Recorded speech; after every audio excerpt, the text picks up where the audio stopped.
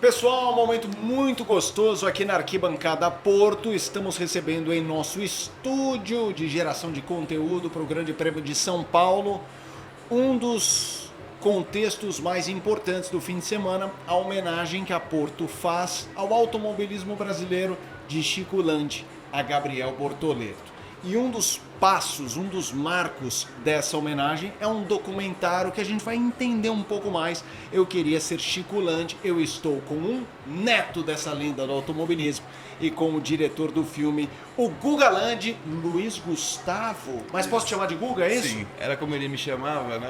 Então que maravilha. E também o Paulo Pastorello, que é o diretor do filme. Tudo bem, Paulo? Tudo bem, Felipe, prazer. Vamos lá, vamos começar como tudo começou. Se bem que como tudo começou é no começo dos anos 1920, sei lá, 20, com o Chico. 30. Mas não. Mas vamos começar falando do filme. Como surgiu essa ideia, Guga e Paulo, do filme sobre o Chico Landi? Acho que nasci ouvindo, né? Meu pai sempre teve oficina, que herdou do meu avô, cuidava ali dos negócios.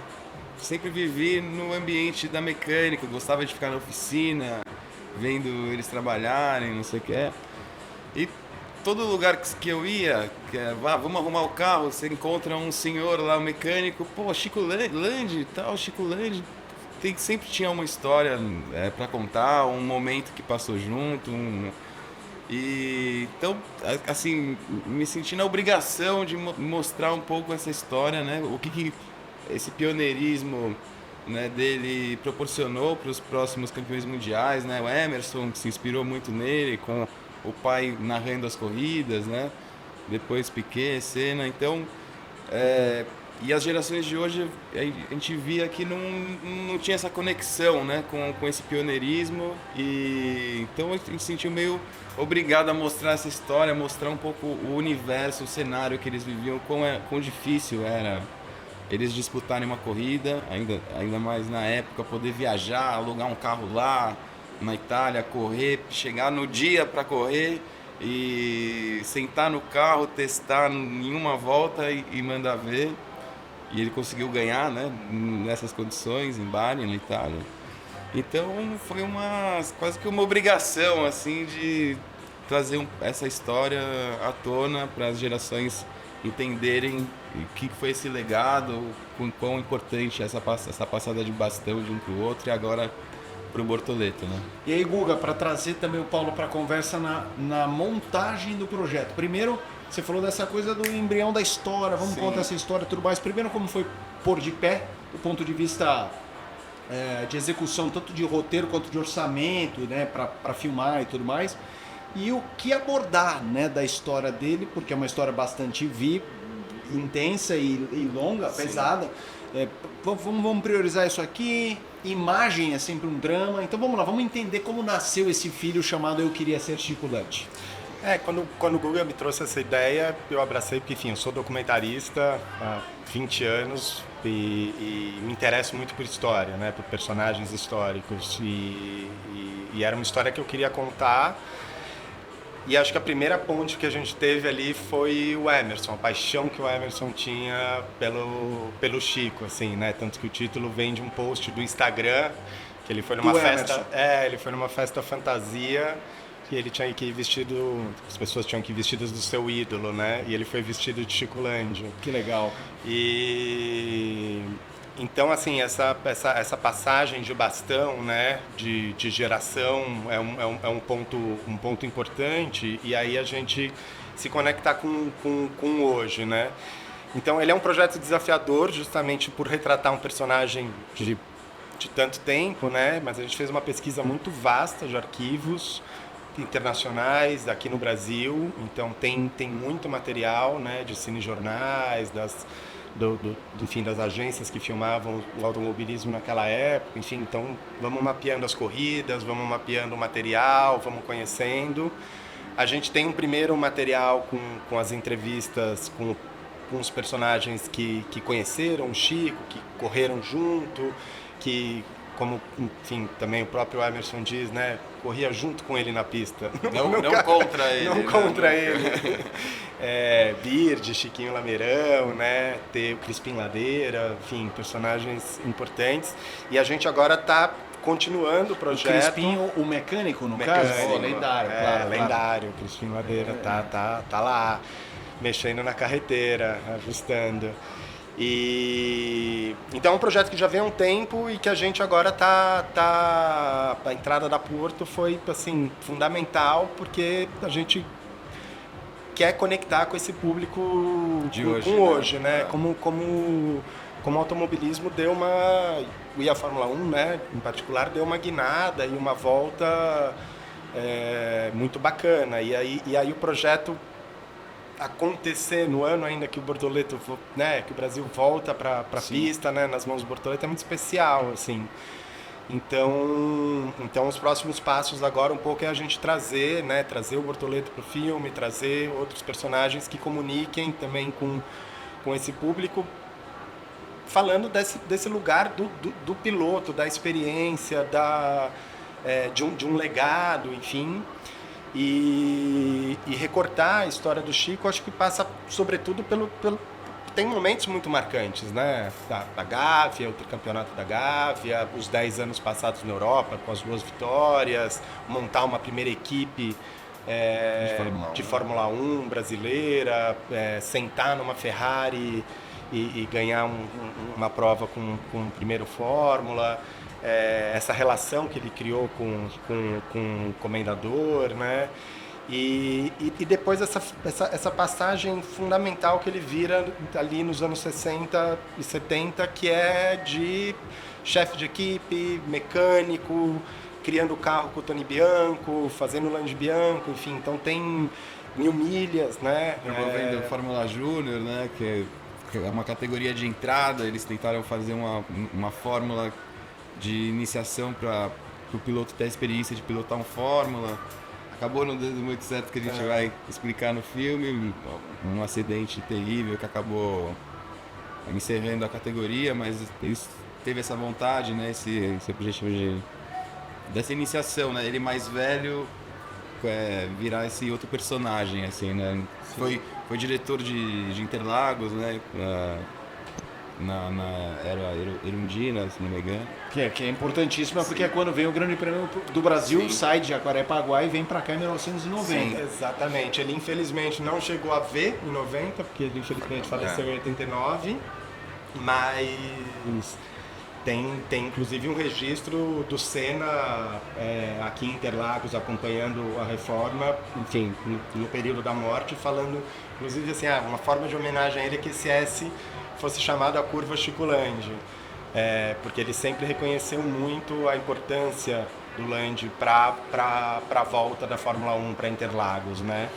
E ele também guardava esse carinho especial. Então, para mim, assim, foi toda uma descoberta, né, de entender o quanto que essa personagem é tão grande, tão respeitada e isso, né, que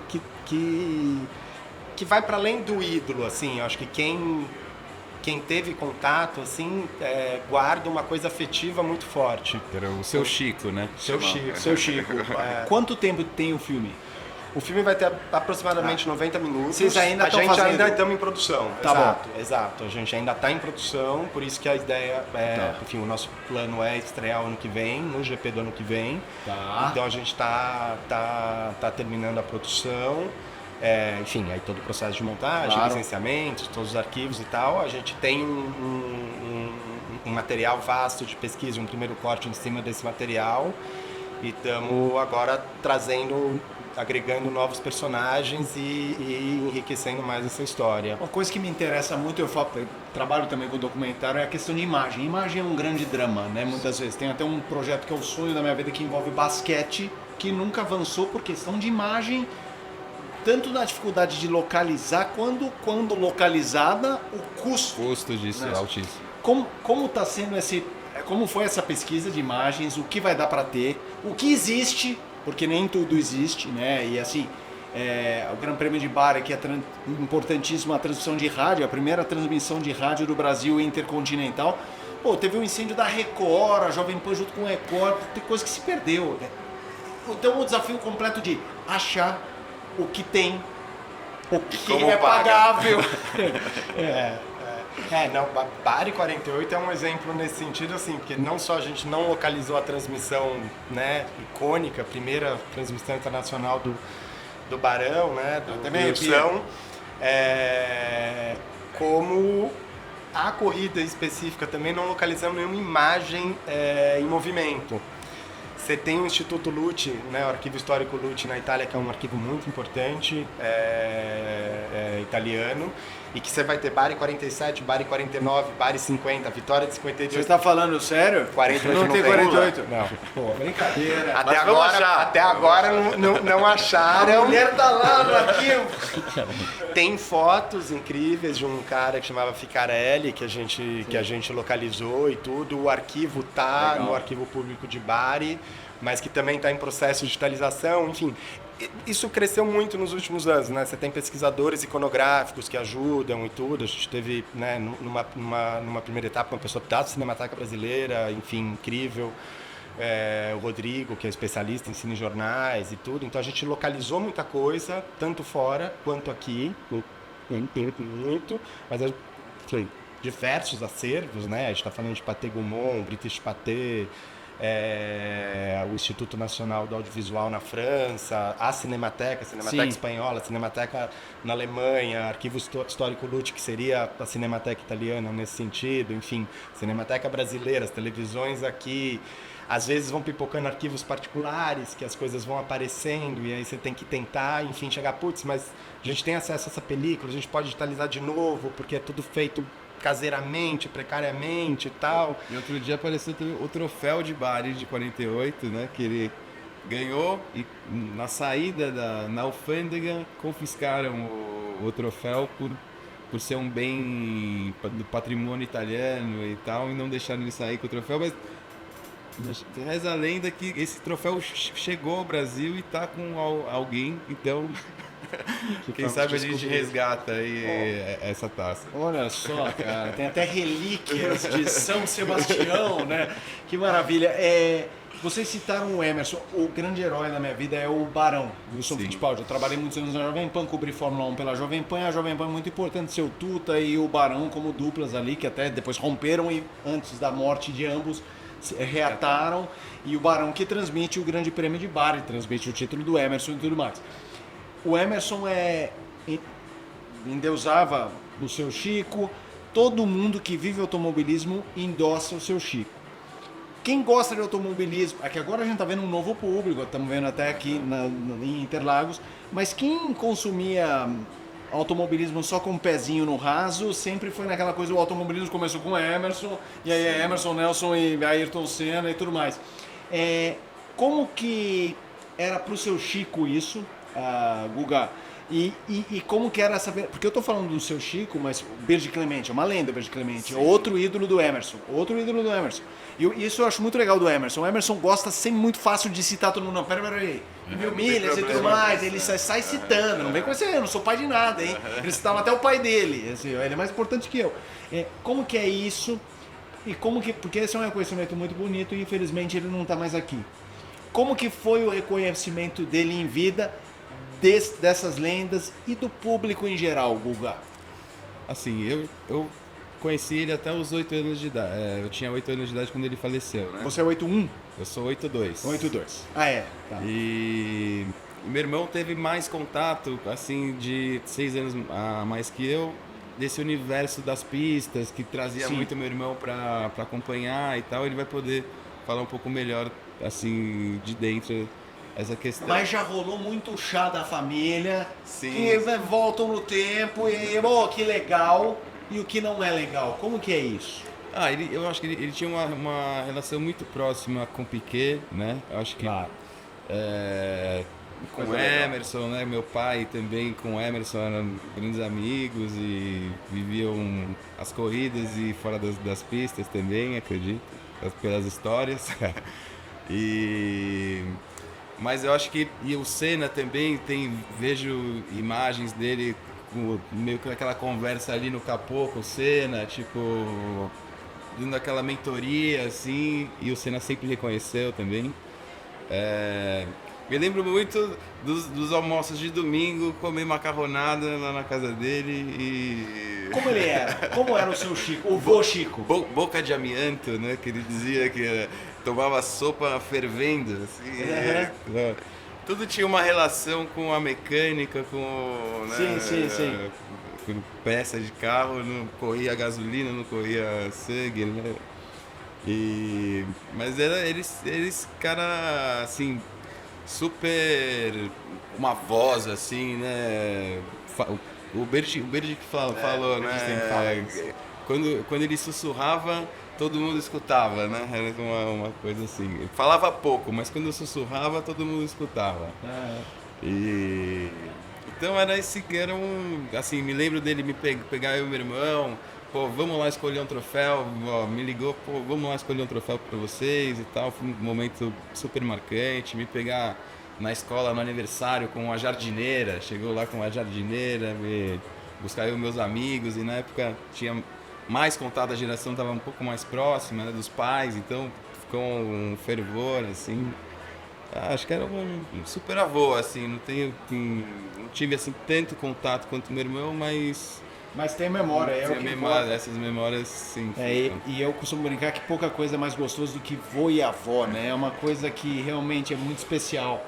E você teve um que é especial para tanta gente, né? Nossa, me fez, por não ter vivido tanto com ele, me fez então mergulhar ainda mais nessa ideia, nesse projeto, né? De, pô, querer saber tudo, querer investigar tudo e passar essa história para frente aí.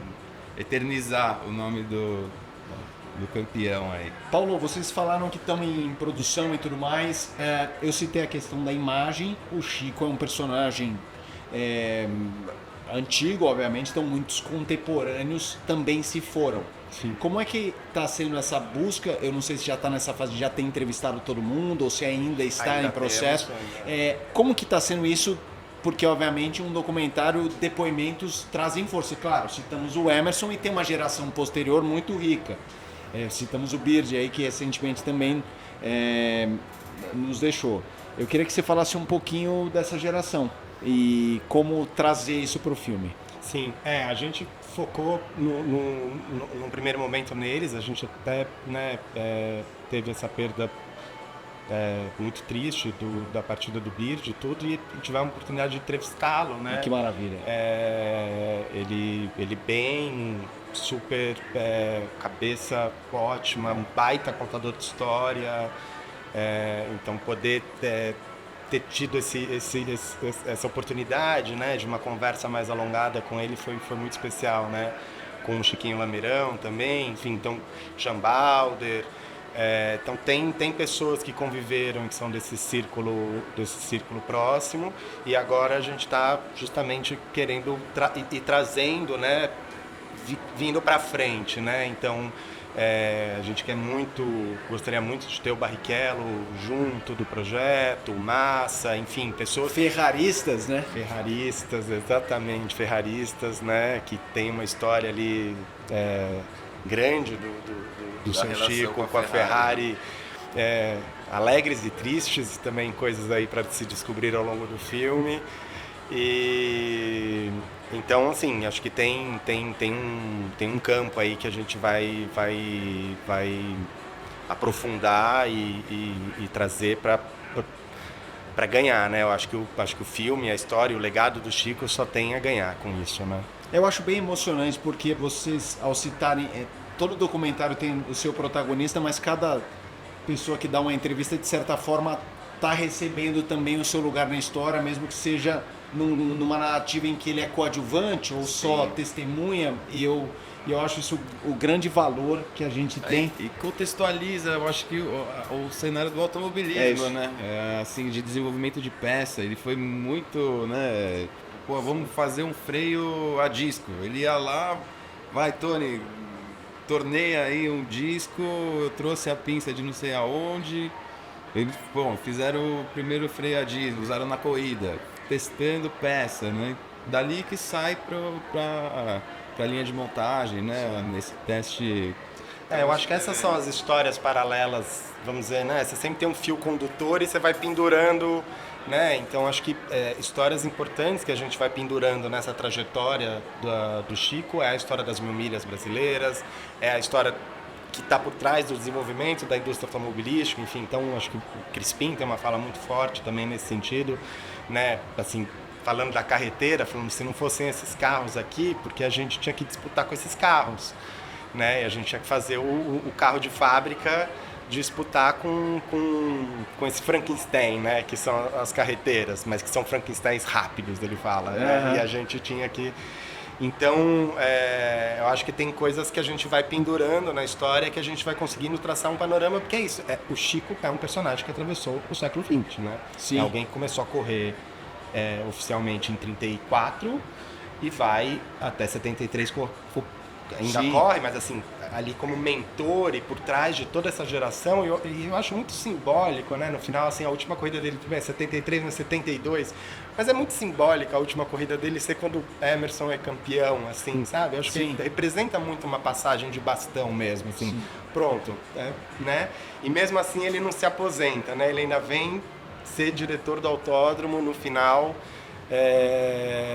e deixar essa marca fundamental que foi o retorno da Fórmula 1 para o berço, né? O Karsug também fala assim, a Gávea era muito importante, tudo, mas o epicentro do automobilismo nacional é Interlagos. Sim. Então, assim, a história de Interlagos também é a história do Chico.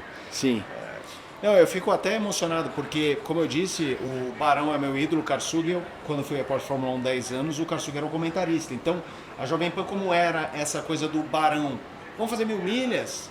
Vou lá narrar, ele narrou 1000 milhas de moto, que ele quase se matou até, e se matou. Vocês entenderam, é que é uma loucura, uma insanidade tão grande. Por que eu falo que eu me emociono?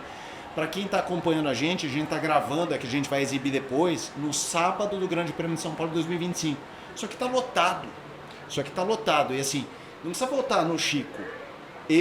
Meu segundo ano aqui em Interlagos, eu fui repórter de torcida. Uma sexta-feira não tinha ninguém. E era o Rubinho na Ferrari, por quê? Porque eu vou no quali, eu vou no domingo. Sim. Cara, hoje tá todo mundo aqui. Então se hoje o Bortoleto chega e tem menininha de 4 anos e gente... Cara, eu realmente me emociono. E é fato de ser neto dá um peso, assim, porque, poxa, a gente tá falando dos caras. Eu sou meio estabanado, deixa eu puxar um pouco. Cara, vamos ver se eu... Esse aqui é o original, gente, olha só. Isso aqui é o capacete do Chico. Cara, é um coquinho. É um coquinho. E nesse sábado a gente viu o acidente do Bortoleto na sprint. Não, e Uma tem uma paulada história... que ele levantou e tá bem. Quanta gente se sacrificou, infelizmente ele não na pista. Então eu acho muito emocionante, assim. E a história desse capacete, né? Que ele chegou na Itália sem capacete, porque antes disso era só um paninho, né? Que eles usavam para o cabelo não entrar no olho. Chegou lá, não tinha o capacete, precisava do capacete para correr nessa etapa. Chegou numa oficininha lá, o cara pegou um pedaço de panela e moldou na cabeça dele. E bora! Bora, vai, pra pista. É. E eu acho... Tem imagem dele na Gávea, em treinos, assim, sem nada. Sem capacete, sem óculos. Sim. Ele segurava o carro, né? Assim, é uma coisa junto ali. Você segurar o carro, se segurar no carro. E poder você sair vê rápido do carro. Sim. Sair do carro e depois se der rápido.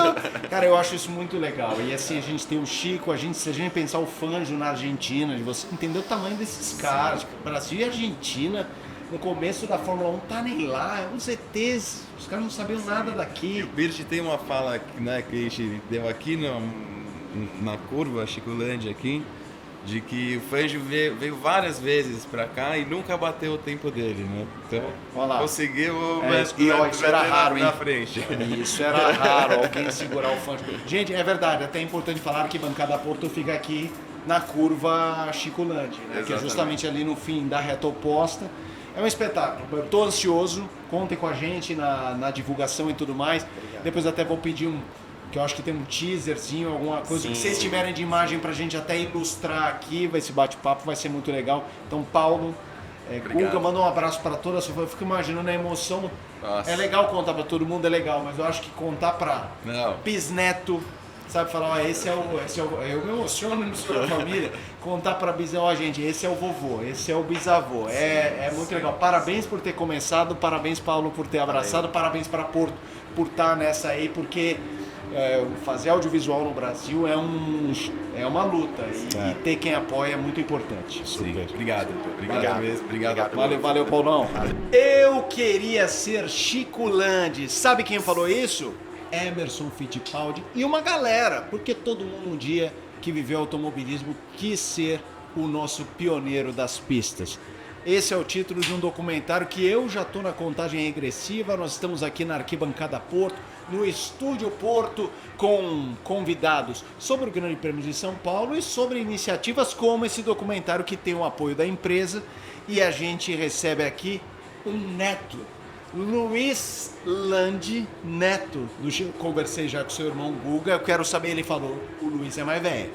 Ele lembra mais do que eu. E também com o Maurício Marques, pesquisador e que está ajudando muito nesse projeto, porque garimpar arquivo não é simples, ainda mais no tempo do Chico Landi. Então é um prazer ter você aqui, Luiz, tudo bom? Prazer é meu, tudo bom? Tudo excelente. jóia? Tudo jóia, ainda mais aqui em Interlagos. né? Aqui, na curva Chico Landi. Tudo bem, Maurício? Prazerzão aqui, obrigado pelo convite, uma honra poder estar aqui e contar aí um pouco da história desse nosso pioneiro, né? Eu vou começar com o Luiz perguntando como era o Chico Landi no âmbito familiar, porque eu perguntei pro Guga e ele, óbvio, ele lembra e tudo mais, mas ele falou, meu irmão é 6 anos mais velho, se não me 6 engano. anos mais velho. E como era Chico Landi? Quando ele faleceu, você tinha 14, 15? Tinha 13 13. anos. Como que era o seu Chico, o vô Chico? Vô Chico. Vô Chico era muito próximo da gente, né? Ele ia buscar a gente na escola, ele Porra, imagina. ensinava a gente a dirigir, então eu aprendi a dirigir no colo do meu avô num Del Rey, mecânico, que ele tinha trocado o câmbio de 4 marchas para 5. Ele falava, olha, esse aqui tem 5 marchas. Que maravilha. E era muito bom. Eu tenho uma passagem do meu avô que ele me trazia para o autódromo de Interlagos, né? Para treinar, andar de kart. E a gente chegava antes dos outros competidores. Ele falava, você só vai correr a hora que chegarem os outros. Que ele morria de medo. Então ele me soltava, dava uma volta. Ele, para. Corre, mas corre devagar.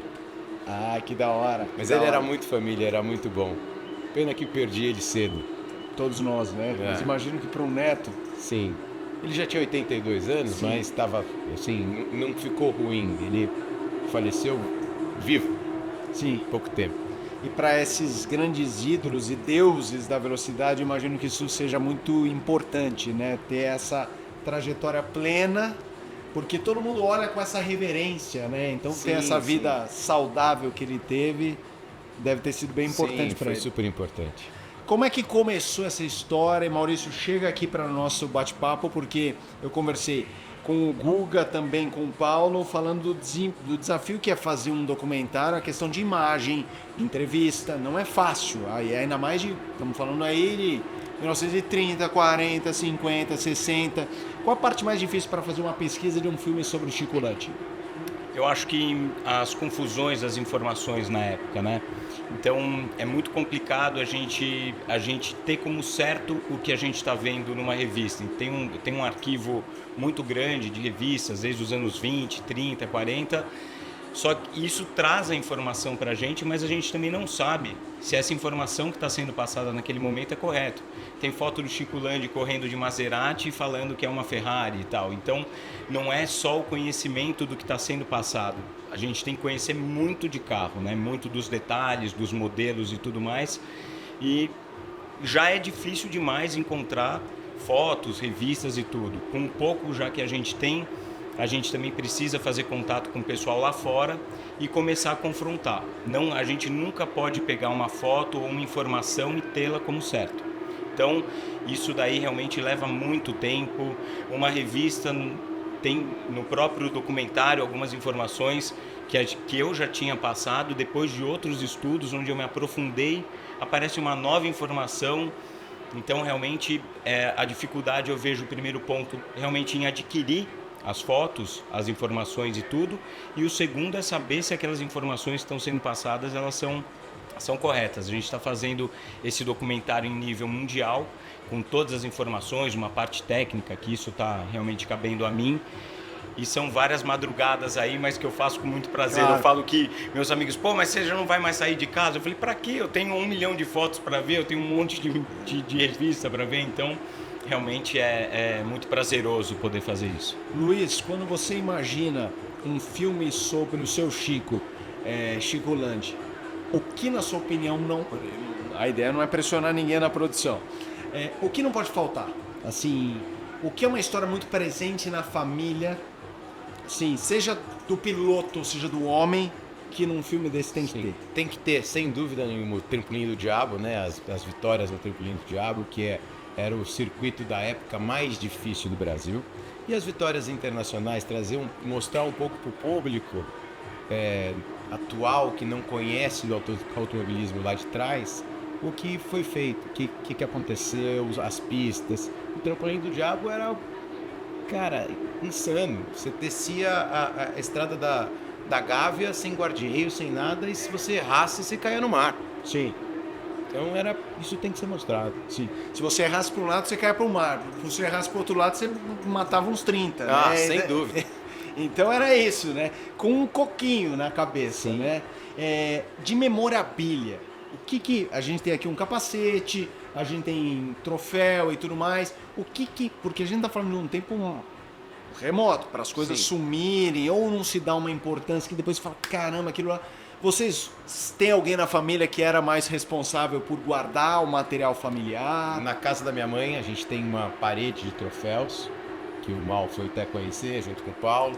E a gente tem um livro com a história toda, que não se sabe quem fez, mas diz que foi uma fã. Eu não sei como, eu não tenho a certeza como é que chegou em casa. Isso meu pai que contava, que foi uma fã que fez o livro. Mas o livrão... Desculpa, livro não, aquilo... É uma bíblia. É uma bíblia. Uma bíblia. São todos os recortes do jornais. começo. Realmente é riquíssima a história, e quem fez isso temos que aí agradecer. É impressionante. Impressionante, e é muito bom também para mim. Eu não sou historiador só do Chico Landi, né? Eu sou do automobilismo brasileiro todo.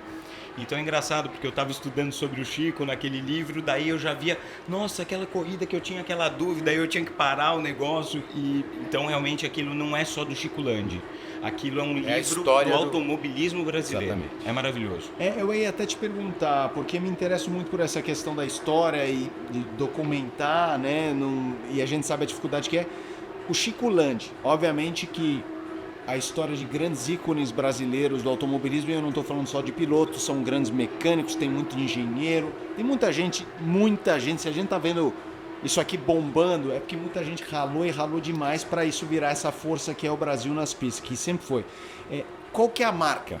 O que a trajetória do Chico tem de muito particular, de muito única, em comparação ao que a gente tem no automobilismo brasileiro? Eu acho que, até voltando naquela pergunta que você fez para o Luizito, o que não pode faltar é a informação que a primeira vitória de uma Ferrari de Fórmula, quem conquistou foi o Chico Landi em 48 em Bari. Né? Não era Fórmula 1 ainda. Sim. Algumas mudanças no motor ali, como compressor e tudo mais, mas enfim, era a Fórmula Sim. 1 de 1948. Então, essa vitória foi um marco. Eles não tinham nem a bandeira brasileira, não tinham nem o hino brasileiro para tocar pelo Ineditismo. Travou o Giclé aqui. Então, realmente, essa marca é uma coisa que todo brasileiro tem que saber. Os brasileiros são apaixonados agora pelo Hamilton, porque ele está na Ferrari e tudo mais. Caramba, então, se você é um apaixonado pela Ferrari, você tem que saber que a primeira vitória de uma Ferrari Fórmula foi dada por um brasileiro. Sim. Então, isso realmente é muito importante. Mas o que eu acho que fica do Landi, não só, ele não levava para si, né? Em 48 ele também levou o Rubens Abrunhosa para correr com ele também. Infelizmente não deu certo, mas ele não queria levar para si. E a preocupação que ele tinha era de fazer com que os brasileiros Chegassem na Europa. Exatamente. Então, ele não levava para si, isso era muito bonito do Landi. Ele falava, não, eu quero todos os brasileiros correndo. E vinha essa coisa do sangue, né, brasileiro. Ele era mecânico, ele mesmo preparava os carros. Se tivesse dando algum problema lá em Bari, era ele que estava arrumando, como tem histórias dele mexendo com os mecânicos e tudo mais. Então, eu acho que essa garra de brasileiro, a gente não pode esquecer que não era fácil você viajar em 1948 para a Itália. Imagina quanto custava uma passagem de avião para ele, Bom, não precisava do mecânico porque era ele mesmo, né? Mas realmente ele quebrou essa barreira, né? Acho que o brasileiro... Houve outros, né? A gente não pode esquecer de outras vitórias, né? Do Manuel de Tefé também. Então... só que essa quebra de fazer uma corrida importante, de levar realmente a bandeira brasileira mais longe nesse sentido de briga com os melhores pilotos italianos e europeus, então realmente essa coisa de ter cruzado essa linha que ninguém tinha cruzado antes. Eu conheci o Luiz, ele estava lembrando antes da gente gravar aquele evento na CBA, né? O Wilson Fittipaldi, o Barão ainda vivo, ele é um grande ídolo, o maior ídolo que eu tenho por eu ser muito apaixonado pelo rádio. E que era muito amigo do meu avô. Muito amigo. Eu acho essa história bem bonita. Às vezes, na primeira entrevista que eu tive aqui com o teu irmão e tal, eu me emocionei porque eu me peguei com personagens que eram citados muito anteriores a mim, obviamente, mas que eu acompanhava como fã, assim, como um jornalista apaixonado. E o Barão, assim, peguei essa palavra só para fazer o registro, o Grande Prêmio de Bari de 48, ele é um marco na radiofonia brasileira, a primeira transmissão internacional do Brasil. O Barão contava que ele fez a tua, chegava um fax no dia seguinte para saber se estava no ar. Então, assim, olha o tamanho disso pro país. Você já tá falando de um negócio muito gigantesco. Hoje tudo é tão simples. Hoje a gente tá aqui olhando a galera com o celular e tudo mais. Pô, era um parto, né? Sim. E assim, numa época que eu acho que se o Chico Landi falasse eu sou brasileiro, eu penso, gente, o que é Brasil? É um pedaço do carro? O que né? Assim, tá ali o carburador e o Brasil fica onde? Não, e não tinha bandeira no pódio do Brasil, né? Então meu avô levava no bolso a bandeira do Brasil. Olha lá. Então para todo pódio, se ele pegasse o pódio, ele tinha a bandeira. Sim. Senão não existia bandeira. Sim, era o pacote completo, né? Sim, piloto e bandeira. E na primeira vitória não se tocou o hino nacional. Se tocou o Guarani. Ah, sim. Porque não tinha o hino nacional. Sim, Guarani, se não me engano, é a música, inclusive, a Voz do Brasil, só pra deixar, não é? Eu tenho quase certeza. Aí você me pegou. Eu gosto. Checa aí, põe no Google. O Guarani, Voz do Brasil, só checa, senão eu corrijo enquanto a gente tá gravando. Então, assim, realmente, um marco... muito importante. Só fazer um parêntese, te interromper. Uma coisa bacana também é que essa corrida de 48, o nome dela era Copa Brasile, porque em 47 o Landi andou muito bem. Os caras falaram, quem que é esse louco aí, né, que chegou tão bem? E por conta de uma quebra ali ele não conseguiu ir tão bem. Só que realmente isso chamou muito a atenção dos europeus. E o nome da corrida de 48, que ele próprio ganhou, era Copa Brasile. Então, ali a gente pode dizer que em 47 foi a sementinha. Em 48 a flor já estava crescida, né? Ele ganhou. Isso aí, a ajuda dos universitários, é isso aí, o Guarani, é isso aí. Não, se assinou que agora vai ter que garantir. O Guarani é... Carlos Gomes? Carlos Gomes, o Guarani é a música... Pelo amor de Deus, é muito mais do que a Voz do Brasil. Eu só dei a referência porque se eu falar só do Carlos Gomes, infelizmente, o Brasil não é hoje em dia um país conectado à música erudita, mas traz ali. Então fique imaginando a força disso aí no pódio com o Chico Landi. É realmente um momento muito especial. Vamos lá, pra gente arrematar. Qual é a maior dificuldade? Primeiro, para você, a maior dificuldade do ponto de vista de arquivo. Eu perguntei isso para o Paulo, mas acho que você como historiador tem muita base para falar. Qual é a imagem, é áudio, é o quê? Vídeo, né? Vídeo é uma coisa extremamente cara mesmo. As fotos a gente ainda consegue, a gente tem um banco, eu mesmo tenho um banco de dados, temos também alguns outros amigos que têm algumas outras fotos que estão nos ajudando, mas realmente a imagem é muito complicado e caríssima. Então isso impacta bastante. A gente tem que às vezes escolher entre uma coisa e outra, que é uma grande pena, mas estamos aí já preparando coisas inéditas.